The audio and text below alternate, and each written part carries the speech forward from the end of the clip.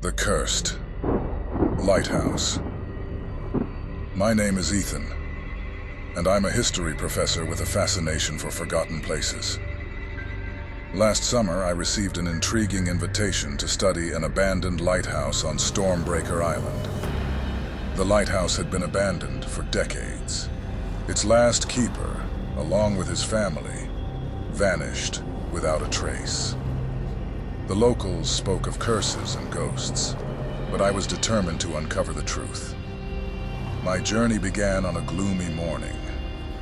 As I approached the island by boat, the lighthouse loomed in the distance, shrouded in mist. It was an ominous sight, but my curiosity outweighed my fear. Upon reaching the island, the air felt heavy with a sense of foreboding. The lighthouse stood isolated on a rocky cliff, its windows dark and lifeless. I could almost hear whispers in the wind. Inside, the lighthouse was cold and damp. Dust covered every surface, and the air smelled of salt and decay. I set up my equipment and began exploring, feeling a growing unease with each step. I discovered an old journal belonging to the last keeper, William Hargrove. His final entries were frantic, describing strange noises, ghostly apparitions, and an oppressive sense of being watched. That night, as I reviewed my notes, I heard the sound of footsteps echoing through the empty lighthouse. My heart raced as I grabbed my flashlight and went to investigate. As I climbed the stairs, the temperature dropped suddenly. My breath became visible in the freezing air. I reached the top, only to find the room empty, but the sense of being watched was stronger than ever. Just as I was about to leave, I saw a shadow move across the wall. It wasn't mine. I turned quickly, but there was no one there. The shadow reappeared, moving closer. I felt a chill run down my spine. Suddenly, a loud bang echoed through the lighthouse, followed by a ghostly wail. I bolted down the stairs, my heart pounding. The haunting had begun, and I was trapped on the island with no way to escape. After the terrifying experience in the lighthouse, I knew I had to uncover the truth about William Hargrove and his family. The journal hinted at something dark, but it wasn't enough. The next morning, I ventured into the old living quarters of the lighthouse keeper.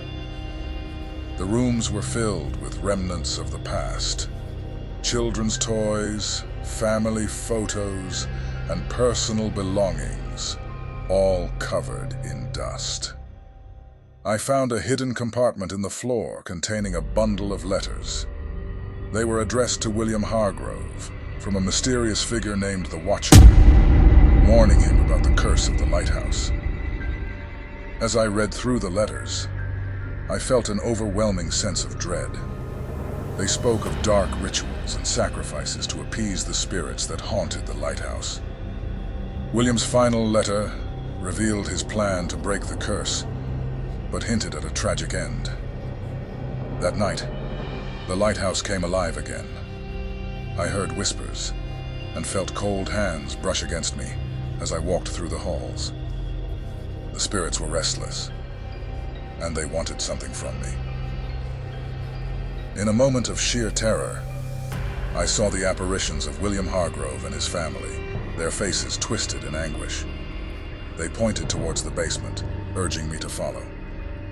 The basement was cold and damp, filled with old, rusted equipment and decaying furniture. In the center, I found an altar stained with blood, surrounded by strange symbols.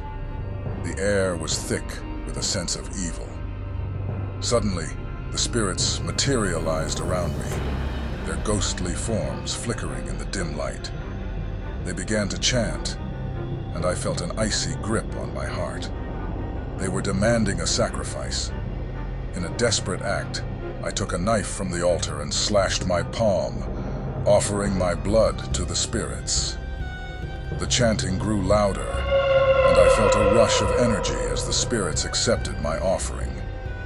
As the spirits faded, I collapsed on the floor, exhausted and trembling. The curse had been lifted, but the price was steep. I left the island the next morning, vowing never to return.